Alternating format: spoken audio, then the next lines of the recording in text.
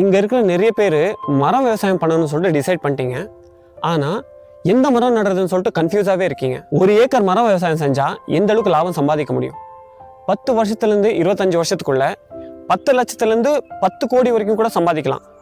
அது எப்படி, எந்த மரம் நட்டால் நமக்கு அந்த அளவுக்கு லாபம் கிடைக்கும், நம்ம தமிழ்நாட்டுக்கு ஏற்ற மரங்கள் எது, மொத்த விவரத்தையும் இந்த வீடியோவில் பார்க்கலாம். வீடியோவை எண்டு வரைக்கும் பாருங்கள். உங்களுக்கும் இந்த வீடியோ பார்த்ததுக்கப்புறம் ஒரு கிளாரிஃபிகேஷன் கிடைச்சிரும்.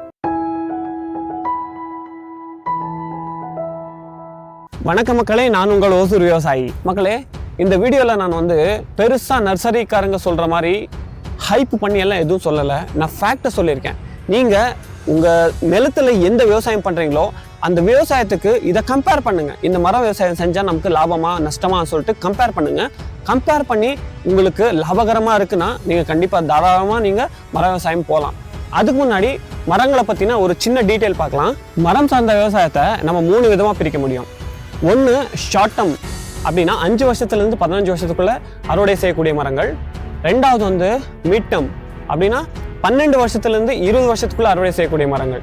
அதே போல் லாங் டர்ம், 20 வருஷத்துலேருந்து 30 வருஷத்துக்குள்ளே அறுவடை செய்யக்கூடிய மரங்கள். இந்த 3 டிவிஷன்லையும் எந்தெந்த மரங்கள் ஏற்றக்கூடியதுன்னு சொல்லிட்டு பார்க்கலாம். இப்போது ஷார்ட் டர்மில் வளரக்கூடிய மரங்கள், ஒன்று மலைவேம்பு, ரெண்டாவது குமிழ் தேக்கு. மலைவேம்பு நம்ம குறைஞ்சது 5 வருஷத்துல அறுவடை செய்ய ஆரம்பிச்சிடலாம். இடைவெளின்னு பார்த்தா 15 அடிக்கு 15 அடி. 1 ஏக்கரில் மொத்தமாக நமக்கு 350 செடி பிடிக்கும். ஒவ்வொரு மரமும் நம்ம வெட்டும் போது 3 மரத்துக்கு 1 டன் கிடைக்கும். அப்படின்னு பார்த்தா 350 மரத்துக்கு நமக்கு 116 டன் கிடைக்கும். 116 டன் இப்போதைய ஆவரேஜ் விலை 11,000 ரூபாய் பர் டன். நீங்கள் 12,000 ரூபாய்க்கும் போகும், 8,000 ரூபாய்க்கும் போகும். நம்ம ஆவரேஜா 11,000 ரூபாய்க்கு வச்சுட்டா கூட 116 டன்னுக்கு நமக்கு 13 லட்சம் ரூபாய் ப்ராஃபிட். அது நீங்க கரெக்டா பராமரிச்சீங்கன்னா நீங்க 7 வருஷத்துல இந்த ப்ராஃபிட் எடுக்க முடியும். பிளைவுட்டுக்கு பிரபலமான ஒரு மரம் குமிழ் தேக்கு. இப்போ அந்த குமிழ் தேக்கை பத்தி பார்க்க போறோம். குமிழ் தேக்கு இதை 8 வருஷத்துல இருந்து 15 வருஷத்துக்குள்ள அறுவடை செய்ய முடியும். 1 ஏக்கர்ல 10க்கு 10ன்னு வச்சா 430 மரம் வைக்கலாம். 30 மரம் போனா கூட 400 மரம் மீதி ஆனாலுமே ஒரு மரத்துக்கு நமக்கு குறைஞ்சது 500 கிலோ கிடைக்கும். ஏன்னா இது கொஞ்சம் வெயிட் ஜாஸ்தி. அதனால ஒரு மரத்துல நமக்கு 500 கிலோ உட் கிடைச்சிச்சுன்னா 200 டன் இது ஆவரேஜா ஒரு 8,000 ரூபாய் ஒரு டன் போகுது. நமக்கு மொத்தமா 16 லட்சம். 8 வருஷத்துல நம்ம 16 லட்சம் தாராளமா எடுக்க முடியும்.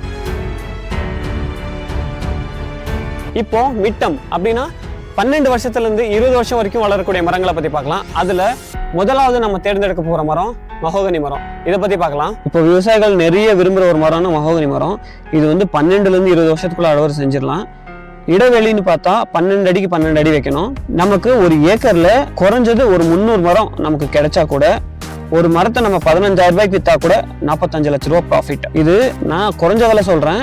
நர்சரிக்காரங்க சொல்லுவாங்க ஒரே மரத்தை 50,000 ரூபாய்க்கெல்லாம் விற்கலாம்னு சொல்லுவாங்க. அதெல்லாம் போய் 15,000 ரூபாய்க்கு விற்றா கூட 45 லட்சம் இதில் ப்ராஃபிட் பண்ணலாம். அடுத்தது நம்ம இந்தியாவில் பிரபலமாக யூஸ் பண்ணுற ஒரு மரம், அது என்ன மரம்? தேக்கு மரம். அந்த தேக்கு மரத்தை பற்றி பார்க்கலாம். 12 அடிக்கு 12 அடி கேப் இடைவெளி வச்சு வைக்கணும். அறுவடை பார்த்தீங்கன்னா 20லேருந்து 25 வருஷம் வரைக்கும் அறுவடை பண்ணிக்கலாம். நம்ம 300 மரம் வைக்கலாம். 1 ஏக்கருக்கு ஒரு மரம் குறைஞ்சது 20,000 ரூபாய்க்கு விற்கலாம். குறைஞ்சது 20,000 ரூபாய்க்கு விற்கும் போது நமக்கு 60 லட்ச ரூபா ப்ராஃபிட் கேரண்டியா இருக்கு.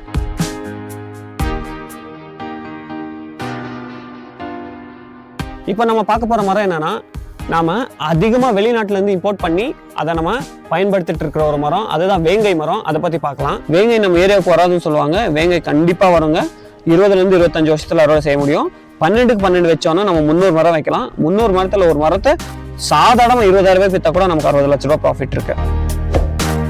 ஸ்டார்டிங்ல இதோட க்ரோத் கம்மியா இருந்தாலும் போக போக மிக பிரம்மாண்டமா வளரக்கூடிய ஒரு மரம் சீசு மரம்.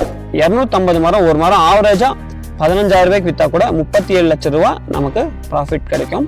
இது 25 வருஷத்துலேருந்து 30 வருஷத்துக்குள்ள அறுவடை செஞ்சிட முடியும். 20 வருஷத்துக்கே கூட சில மரங்கள் அறுவடை செஞ்சிட முடியும்.